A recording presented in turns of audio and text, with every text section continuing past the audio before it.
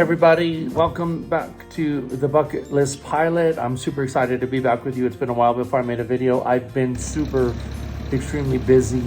I bought a plane, I mentioned that in the last video, and went to Seattle with two of my instructors and picked up the plane. I'm in the Denver area, and we flew that back. That was my first real cross-country flying, and it was crazy, amazing. First time in IFR conditions that my instructor flew. We had to do a pop-up IFR because it was kind of last second as we were trying to get out of the Seattle area before a big rainstorm that was turning into ice storm, that was turning into snowstorm came in, got out ahead of it, flew from Seattle to Tri-City to Boise to Ogden, Utah, spent the night there, and then Ogden, Utah to, I want to say it was Rock Creek, and then down to our airport here in Broomfield, Colorado area. And it was awesome. Had a great time, learned so very much about airplanes. I bought a Piper Arrow 2 519er Romeo Golf is the airplane that I bought. I love it. It's amazing. We've flown it from pretty much the Seattle, like north of Seattle, a couple hours, so near the Canadian border, all the way down to Denver. And then subsequently with one of my instructors flew it down to New Mexico for a work trip that I had to do, and worked while I was there. While I was working, one of my instructors flew it down almost all the way to El Paso area, like past Las Cruces, near the Mexican border. So can't say enough about a great cross-country plane. The Piper Arrow 2 is PA-28R200. It has been phenomenal. Definitely got some stuff I have to get worked on it and fixed, and I'm learning how to be a brand new pilot as I'm still a student pilot. And at the same time of learning how to be a brand new pilot, I'm learning how to own a plane, be a brand new owner. So I'm still learning all of those things, how to take care of a plane, how to maintain a plane, how to clean a plane. And so I'm going through all kinds of different things, all kinds of learning curves, how to land a complex plane, because most of my training has been in 172s up to this point, and that it's a much different beast. Everything in a Piper Arrow 2 is so much faster. It goes faster than you can imagine. You're at faster speeds. You've got complex, so you're dealing with landing gear and 200 horsepower engine, and so everything's different. It's in miles per hour, everything in this plane, which is not what I'm used to because I learned everything in knots, and so that's a whole different ball game. And I'm gonna throw a picture up of the plane. You can see us when we landed at our home airport from that Seattle trip. But I'm having a great time learning what the airplane is capable of. We were trying to go over the Rocky Mountains on our way to western New Mexico, and we ended up having to turn further south because the pass we were trying to get over had 50-knot winds coming straight at us. We dropped like 1,000 feet in 30 seconds and decided we're not going to make it over that pass, so we had to turn further south and try a different pass, and everything worked out just fine, and we were safe. And I'm loving owning a plane, but none of that is why I'm recording this video. My last video I recorded was called Hearing is Believing, and talking about my new Lightspeed Delta Zulus, and did a review on them. I wasn't paid for that or anything like that, but I wear hearing aids, and it was a game changer for me when it comes to being able to hear radio calls, being able to hear my instructors, being able to carry on conversations in the plane. This was always one of my biggest issues I was nervous about while flying, is just being able to hear properly. And that has been a big deal for me, and being able to kind of get through that and have a headset that is phenomenal is great. I'm telling you, I'm super happy with my Lightspeed Delta Zulus and would recommend them to anybody who's having hearing problems. In my opinion, they're just loads above the Bose A20, which I did 40 some odd hours of flying in the Bose A20 before I got my Lightspeed Delta Zulus, and they are proving to be better and better. In fact, one thing that happened on our cross country, because the Lightspeed Delta Zulu has CO2 built into it. I also have a Sentry mounted in my plane, and But the big deal is we had landed, it was super cold, it was about ready to snow, and the CO2 sensor went off as we landed and we're taxiing to park the plane. And so I love that. The CO2 sensor went off. We knew immediately. We shut off the heating vents as we were taxiing, and the CO2 levels went back to normal right away. And that is a really, really big deal. All right, so I'm talking about being 47, learning how to fly. It's been a bucket list thing of mine since I was a kid, and that's what I'm doing. And the last video was called Hearing is Believing. And this next video right now, we're going to talk about seeing is believing, and that's this right here. So I wear glasses. In fact, I don't wear them very often, and I haven't. I can actually see pretty well. I spend most of my time in my career just sitting in front of a computer, and I don't have to wear glasses necessarily to do that. And so that's not a big deal for me. I just work every day. However, flying, I tried to take when I went for my medical, I tried to take my medical without my glasses, and I didn't pass doing that, so I had to put my glasses on in order to pass the eye part. So according to the FAA, which makes complete sense, I have to wear my glasses when I'm flying. The problem with that is I can't see my instruments, and I can't see my checklist, and I can't see my iPad with my glasses on. And so I went and got bifocals. And so if you are in the same position, let me just tell you, bifocals, as much as my hearing aids and the Lightspeed Delta Zulu were a game changer, bifocals were a game changer. I flew them all on this last cross-country flight to New Mexico, and I was able to see outside the plane perfectly and able to read everything inside the plane perfectly. And I'm just want to let you know, you guys, the right equipment in the plane makes all the difference. At the same time, the right equipment on you, like hearing aids and glasses, makes all the difference. I got no line bifocals, and it is before this, I'm doing this to be able to read my checklist and it's just one extra hassle that you shouldn't have to go through. And if you're like me and kind of struggling with the fact that you're 47 and getting older and your body's not quite working the way it used to, and I'm okay with getting older. It's not a big deal, but definitely reluctant sometimes to go, I'm 47, do I really need bifocals? And the answer is yeah, I do. I need them to be able to see outside of the plane and inside the plane, and it makes all the difference in the world. So I want to tell you that seeing is believing. Being on this cross-country flights and flying, many, many hours over the last week has been everything, in being able to write everything down, being able to see all the instruments.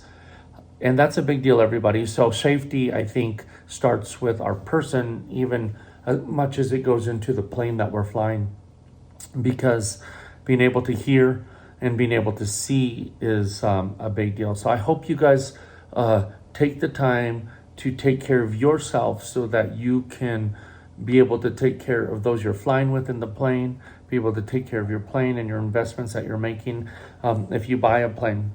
And that is a big deal. Another thing for me on seeing is believing, a little bit less to do with eyeglasses, but I bought a plane, and I'm going to go through with you the rationale of why I went ahead and bought a plane. I don't even have my license yet. Not the least of which is a ton of CFIs out there, including mine, are doing the CFI track, and I would do the same if I was in their shoes, to where they became CFIs in order to have other people like me pay them in order for them to get their hours that they need, the 1,500 hours they need in order to go work for the airlines. And my instructors are no different, and they're doing that. And I mean, they're amazing pilots. They're going to be amazing pilots for the airlines. But both of my instructors are up there. They're around their 1,400 hour mark right now. And I wanted to make sure that if I'm investing my time and my money in something, I wanted it to be into something that I was going to fly. And if I'm paying my instructors to teach me how to fly, I wanted them to teach me how to fly in my plane that I'm going to be spending a ton of time in. And I wanted to spend a ton of time with them in my plane. Did a ton of research on what kind of plane to buy, watched tons of videos out there. I know I really, really wanted a Piper a Piper 6 and X, 6X, I think it's called.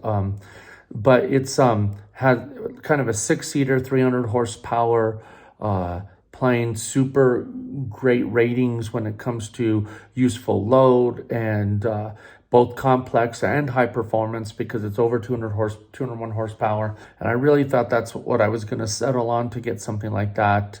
However, Piper Cherokee 6, sorry, lost it there for a minute. I ended up with a Piper Arrow 2 for several reasons. Being a student pilot, the insurance is going to be a ton less because of that. Number one. Number two, I ended up with the Arrow 2 because of where I live. My base airport is roughly around 5,600 feet above sea level. That's where we start off from. And I needed something that had enough power in order to get us off the ground right and well, with a decent useful load at an affordable price when it's a 90-degree day outside. My plane also, as you can see in the pictures, has a 3-blade prop, which gives it excellent climbing power. And that's a really, really big deal when it gets hot outside, being able to climb and deal with the density altitude issues that we have. And so working with my broker, and by the way, don't buy a plane without a broker. I promise you, it will be worth every penny you pay them for their expertise and their help when it comes to what kind of plane to pick and what to look for. So lessons I learned in buying a plane. Number one, settle on your budget right away. Like, what are you going to be willing to pay for a plane?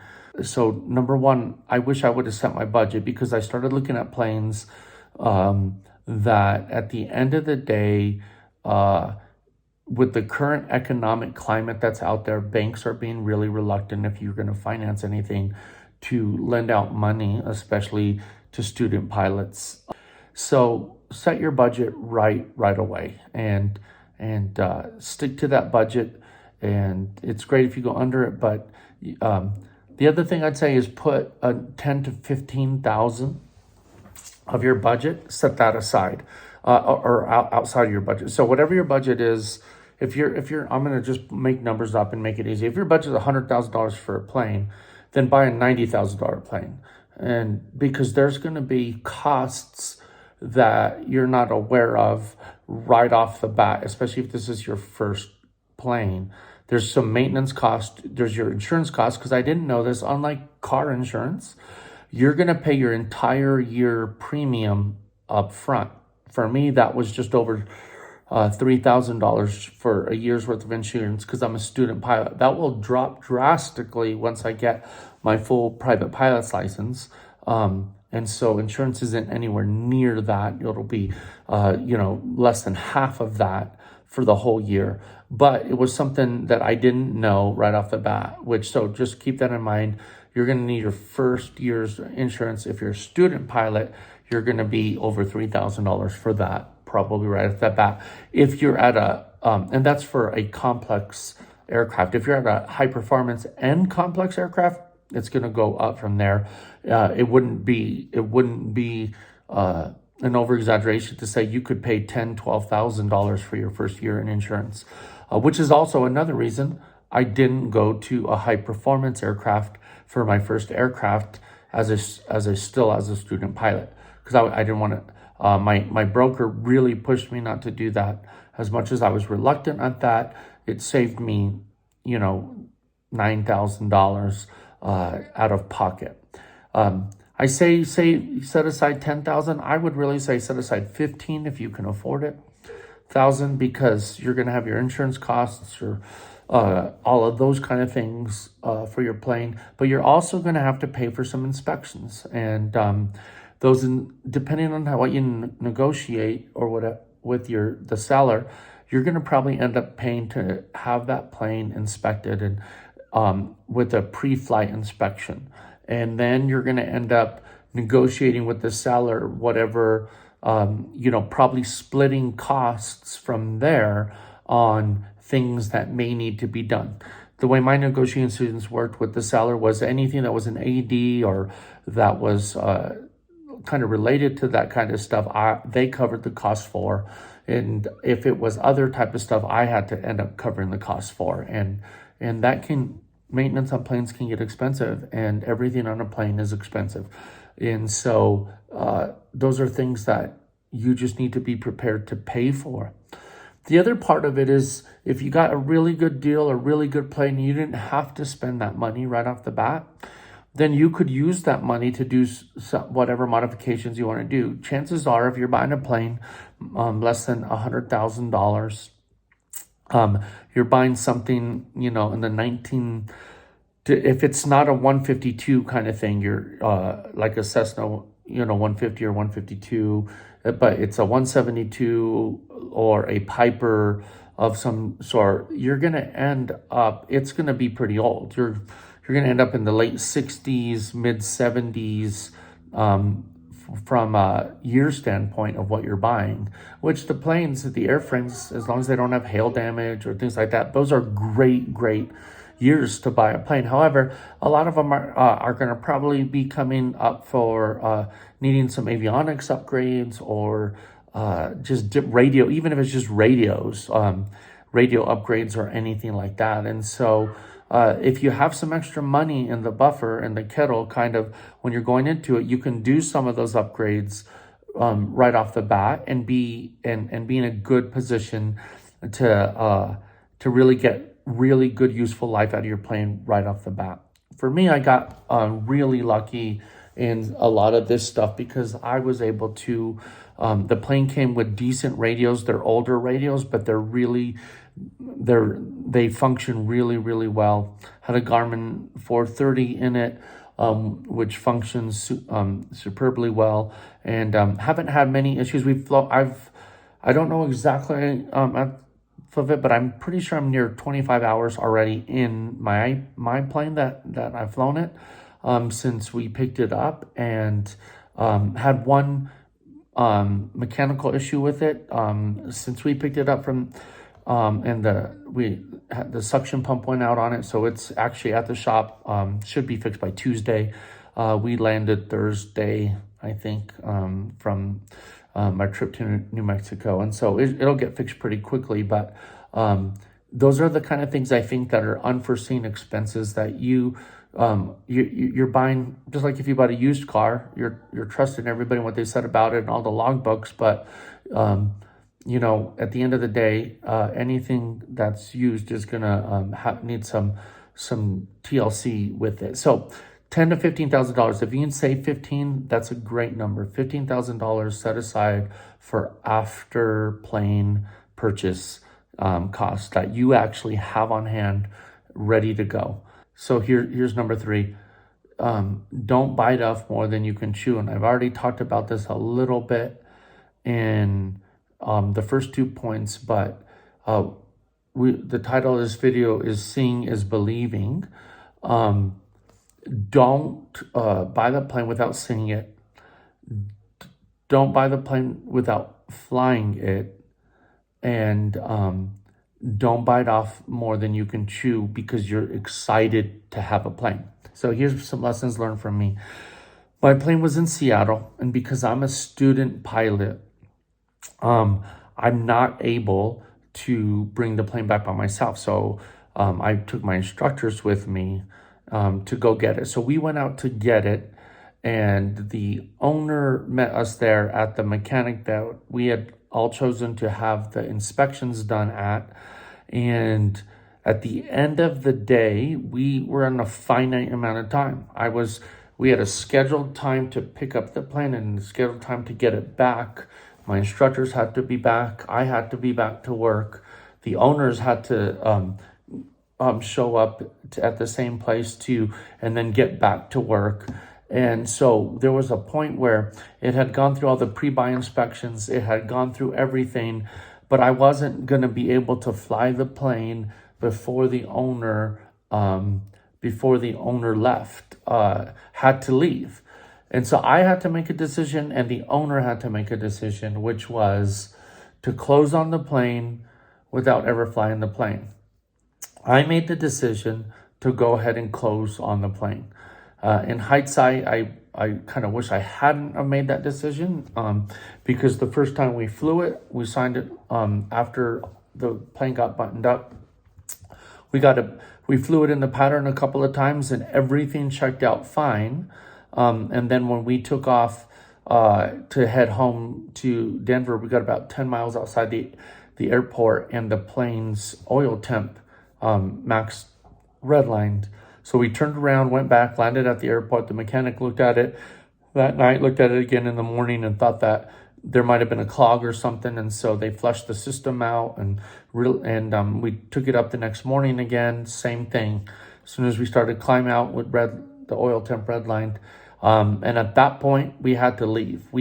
The plane wasn't fixed. They didn't know what was wrong with it. And I had to get back to Denver, and so did my instructors. So now I own a plane, and I can't fly it, and I have to leave it in Seattle with a mechanic. And so, by the way, kudos to Corporate Air at Skagit Airport out there. They did a phenomenal job of taking care of us and fitting it into their very, very, very busy schedule, because they had months lead time on repairs on planes, and we had obviously nothing scheduled with them, and they just kind of fit us in. And so came back to Colorado, flew out a month later after it had been fixed. They flew it before.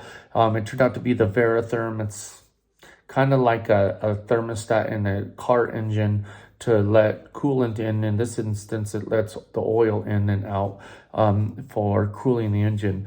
And they replaced that part and fixed the issue, and we went out and flew it home. But I would not recommend that. It's a lesson learned for me. If I'm going to buy a plane from out of state, and I think most of the time, unless you get really lucky, if you look at trade a plane, unless you live in Texas or Florida or something that most planes are not where.